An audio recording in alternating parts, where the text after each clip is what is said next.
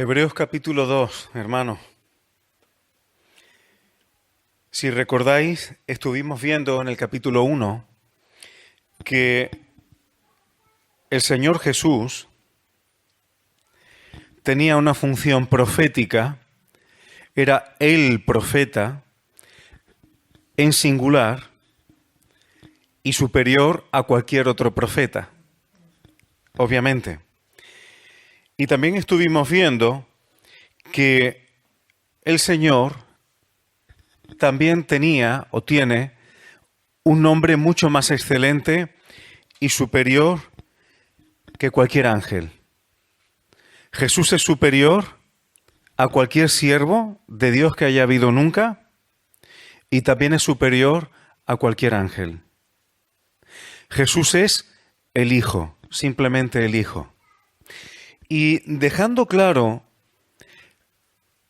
la maravilla de la persona de Cristo, su superioridad, su lugar, fijaos cómo empieza el capítulo 2. Dice, es necesario que con más diligencia, por tanto, sabiendo estas cosas, atendamos a las cosas que hemos oído, no sea que nos deslicemos. Es decir, ya que sabemos quién es Jesús, sabiendo esto, hay que prestar mucha atención a lo que hemos oído para que no nos desviemos. Ahora, si nos quedáramos aquí, uno puede pensar, no desviarnos en cuanto a qué, en cuanto a doctrinas de opiniones, no desviarnos en cuanto a si la vestidura de los ángeles llega por los tobillos o un poco por encima de los tobillos. ¿Se refiere a eso? El versículo 2 lo responde. Porque si la palabra dicha por medio de los ángeles fue firme, esto se está refiriendo a la ley de Dios. Porque dice en Hechos capítulo 7, creo recordar que versículo 51, y no es el único lugar, que la ley fue dada por disposición de ángeles. Así que dice que si aquella ley en la que mediaron los ángeles para darla a Moisés, si aquello fue firme y dice que toda transgresión y desobediencia recibió justa retribución, ¿cómo escaparemos nosotros si descuidamos una salvación tan grande? Otras traducciones dicen, si menospreciamos o tenemos en poco una salvación tan grande. Y esto nos lleva, hermanos, a algo importante. Se predica poco y veréis que yo soy un poco insistente en recordar esto. Ser salvo significa que tenemos dueño, que somos hijos. Tú no puedes perder la naturaleza de hijo si la tienes. Aunque reniegues de tu padre. Si tú dejas de hablarle a un padre, si tú reniegas de él, si dices que lo conoce, harás daño a ese padre, pero no puedes evitar tener su naturaleza, aunque quieras renegar de ella. Si somos hijos de Dios, no podemos evitar ser participantes de la naturaleza divina, como dice la Escritura, pero eso, hermano, es una responsabilidad. Y a veces se piensa que como soy salvo y ya acepté a Cristo un día, pues ya todo da igual. Y cuando digo todo da igual, no quiero concretar, pero como que podemos relajarnos en nuestra salvación como si ya no tuviera importancia. Y eso no es así, hermanos. Por eso la Escritura y el propio Señor y los apóstoles siempre animaron a seguir adelante, a desarrollar con temor y temblor la salvación que ya tenemos, a ocuparnos de ella, a correr la carrera que tenemos por delante, porque este contexto de lo que estamos hablando en Hebreos 2, hermano, no está hablando de ir o no al infierno. Está diciendo de que si la ley dada por Moisés que fue entregada por disposición de ángeles, el incumplimiento de ella trajo retribuciones y justa retribución, nada más que esto ya sería para dedicar un rato. Porque Israel, ya no solamente las personas individualmente, sino que como pueblo padeció las consecuencias de la desobediencia, tal cual dice Deuteronomio 28 y Levítico 26. Y si eso fue serio y firme por una ley en que mediaron ángeles, imagínate lo que diga el Señor Jesús, que es superior. Hay que tomarlo en serio. ¿Por qué? Porque, hermanos, podemos recibir justa retribución si no hacemos caso a lo que diga el Señor Jesús. Eso tiene consecuencias, como iglesia y como individuos. O por no obedecer la reprensión del Señor Jesús, la iglesia en Éfeso, el Señor dijo que quitaría el candelero de ella. Y salvo que no haya cambiado la cosa, hasta el día de hoy en la ciudad de Éfeso, mis suegros estuvieron allí hace algún tiempo, algunos años quizá, creo que estuvisteis allí, ¿no? Que se sepa, no hay iglesia allí. Se puede recibir retribución, se puede recibir justicia o disciplina como iglesia y también individualmente, en esta vida e incluso en el mundo venidero, en palabras de lo que Hebreos va a decir ahora. En el reino todos los creyentes son iguales en cuanto a naturaleza, pero no en cuanto a funciones. Las funciones en el reino depende según lo que hayamos hecho en el cuerpo, sea bueno, sea malo, dice el apóstol Pablo, según hayamos edificado, heno, madera, hojarasca o piedras preciosas. Hermano, y esto es serio. La gracia de Dios no significa que porque hemos recibido su naturaleza, su salvación, el sello de pertenecerle a Él, podamos hacer con nuestra salvación cualquier cosa. La salvación no es un cheque en blanco para que Dios se sujete a mí. La salvación es misericordia y gracia de Dios para que en amor y en justicia yo me sujete completamente al Señor Jesucristo. Y no es lo mismo. Y no es lo mismo. La salvación no es yo tengo la autoridad para darle órdenes a Dios. Él gobierna, Él manda. Dice que esta salvación, que fue anunciada primeramente por el Señor, ya estaba profetizada, ya estaba dicha, que llegaría, dice, nos fue confirmada por los que oyeron. Hubo testigos y testimonio de que esta salvación era una cosa cierta y una cosa seria como para tomarla bien en cuenta. De tal manera que Dios testificó juntamente con los que lo oyeron, como dice el versículo 4, con señales y prodigios y diversos milagros, y repartimientos del Espíritu Santo según su voluntad. Así que estas cosas ocurrieron porque los creyentes eran fantásticos en el primer siglo, simplemente porque Dios quiso. Y digo esto, hermanos, porque hay lugares, y yo lo he oído en primera persona, donde piensan que si no hay repartimientos y dones del Espíritu Santo que se manifiesten, si no hay señales, prodigios, es porque estamos pecando y estamos taponando el Espíritu Santo. Eso no es bíblico. Esas cosas las hace Dios si quiere, punto. Porque aquí está diciendo según su voluntad. Y en la iglesia del primer siglo también había una Ananías y Zafira, también había unos judaizantes, también había unos gnósticos, es decir, y en Corinto también habían pecados aberrantes, a pesar de que hubo manifestaciones. Eso quiere decir que estas cosas ocurren si el Señor quiere. Si el Señor quiere. Ahora, ¿por qué lo hizo Dios en ese momento? Ahí está diciendo eso. Dios estaba haciendo esas cosas porque estaba dando testimonio acerca de la salvación tan grande que venía por medio del Hijo y que se estaba anunciando. Así que Dios testificó. Y ahora, hermanos, voy a pasar al capítulo 2. versículo 5. Dice, porque no sujetó a los ángeles el mundo venidero.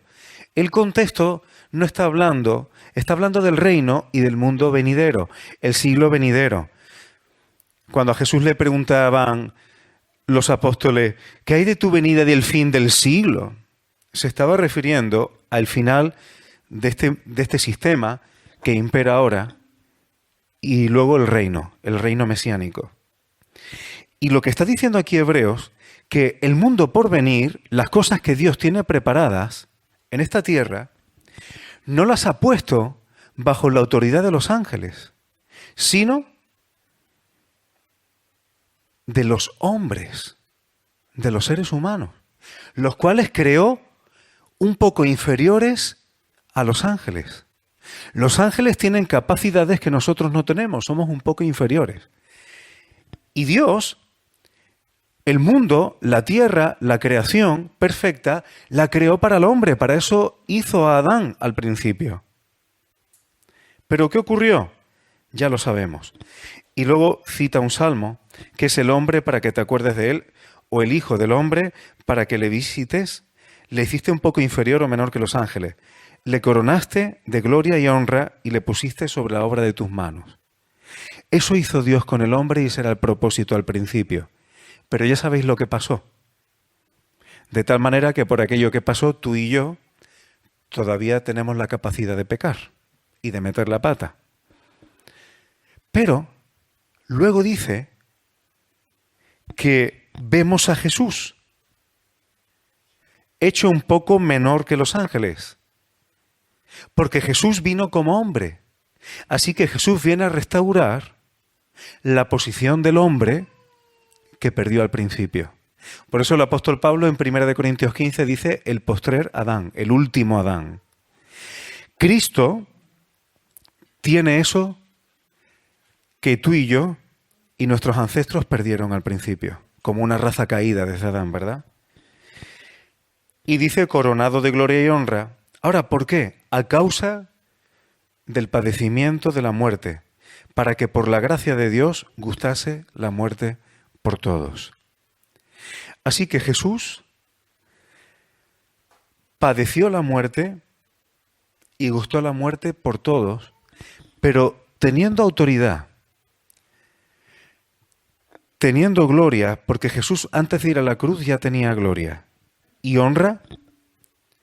Él quiso gustar la muerte por todos y aparte del beneficio que eso tiene para ti y para mí, Jesús demostró que obedecer al Padre era más importante que su propia vida. Y que obedecer al Padre era más importante que la autoridad que ya él tenía. Recordad que se podía montar sobre un burro que no estaba domesticado y el burro no se rebelaba. Recordad que le podía decir al viento calla, enmudece. Recordad que tenía autoridad sobre demonios cuando estaban en personas. O sea, Jesús ya tenía autoridad, pero Jesús demostró que lo más importante, a pesar de la gloria y la autoridad que él ya estaba mostrando, lo más importante era hacer la voluntad del Padre, aunque eso significara renunciar a su propia vida.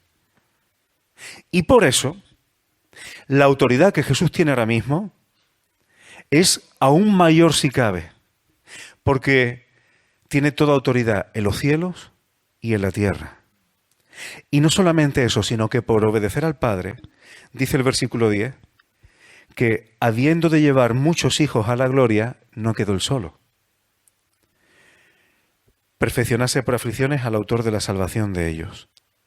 ¿Y qué es lo que dice en el versículo 12, citando un salmo? Anunciaré a mis hermanos tu nombre. En medio de la congregación te alabaré. La palabra en griego es eclesía, como lo que tenemos ahí puesto en la puerta. Eclesía en griego, por si hubiera alguien que no lo supiese aquí, significa en griego iglesia. Y aquí dice, en medio de la iglesia te alabaré. Y dice, anunciaré a mis hermanos tu nombre. Es decir, Jesús, antes de venir a este mundo, estaba diciendo, anunciaré a mis hermanos tu nombre. Tú solamente puedes ser hermano de alguien si llevas su sangre, si tienes su naturaleza.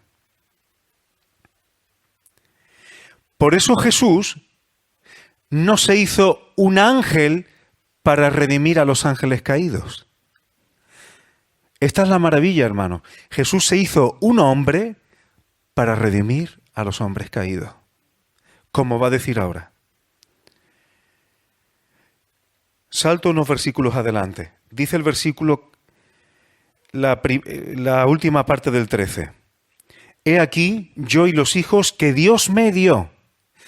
Esto es tal cual el capítulo de Juan, creo que es el capítulo 10, cuando dice que las ovejas, o los que estamos en la mano de Dios, dice el Padre, dice que nadie las arrebatará de mi mano. Pero luego también, hablando de Jesús, dice que tampoco nadie las arrebatará de su mano. Todo lo que el Padre le dio, le pertenece. Por eso dice aquí, he aquí, yo y los hijos que Dios me dio. Nadie nos puede arrebatar de la mano de Jesús. Ahora dice, por cuanto los hijos participaron de carne y sangre, él también participó de lo mismo, para destruir por medio de la muerte al que tenía el imperio de la muerte, esto es al diablo. Es decir, Jesús para redimirnos tenía que hacerse un hombre para poder redimirte a ti y a mí y que seamos hermanos suyos. Él es el primogénito de muchos hermanos. Y como dice más adelante, dice que Él no vino para socorrer a los ángeles, sino vino para socorrer a la descendencia de Abraham. Ahora luego lo leemos. O bueno, no lo voy a leer porque lo acabo de decir. Está en el versículo 16. Ahí lo tenemos.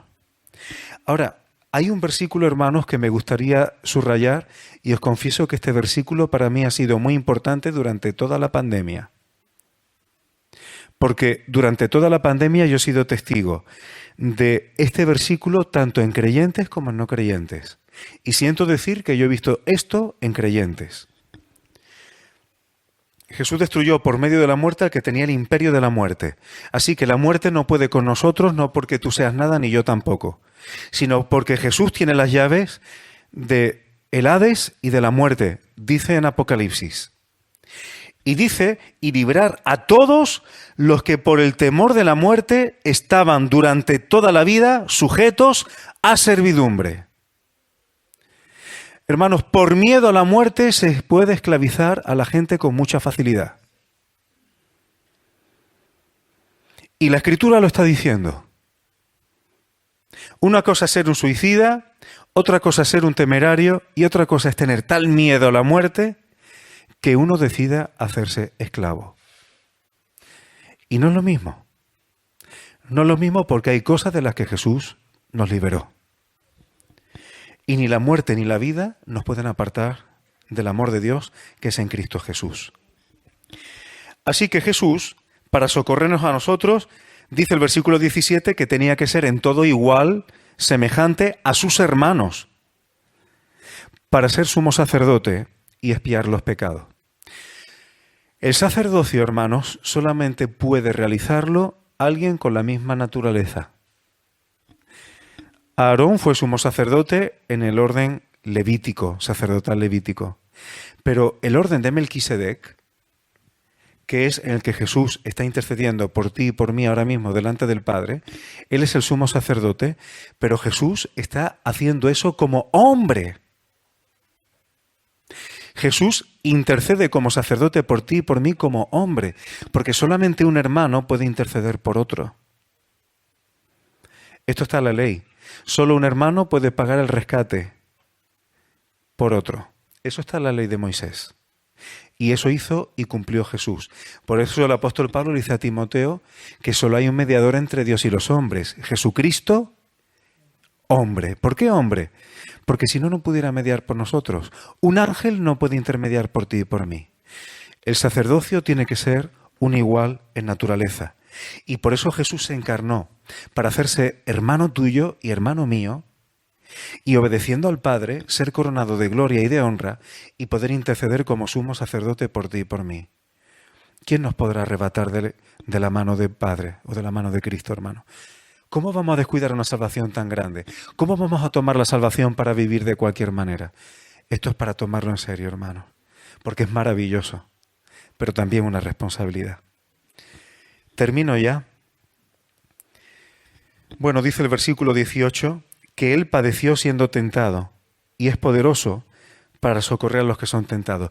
Él puede entenderte y puede entenderme, porque adquirió naturaleza humana para conocer la debilidad humana. Jesús tuvo hambre, Jesús necesitó dormir, Jesús se cansaba. Jesús fue tentado y probado en su naturaleza humana. Igual que tú y yo podemos ser tentados y probados. Jesús venció. Cuando decimos, en Cristo Jesús somos más que vencedores. Sí, hermano, el final está escrito. Pero por amor, y yo quiero vencer también a las pruebas y las tentaciones cuando vienen.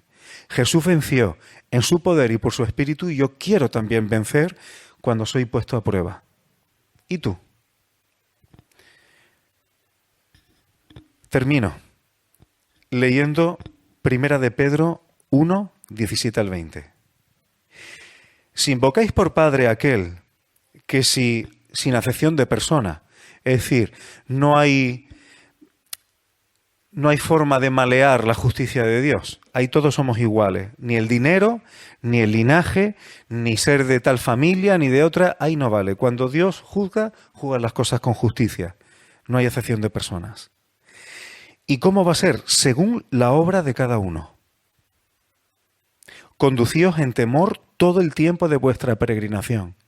Esto tiene que ver con el principio de no descuidar una salvación tan grande. Sabiendo que fuisteis rescatados, salvados, de vuestra vana manera de vivir, la cual recibisteis ¿de quién? De vuestros padres, desde Adán, claro. No con cosas corruptibles como oro o plata. Es decir, nosotros no hemos sido rescatados ni por dinero, ni por petróleo, ni han pagado una compañía para que seamos rescatados. No, sino la sangre preciosa de Cristo.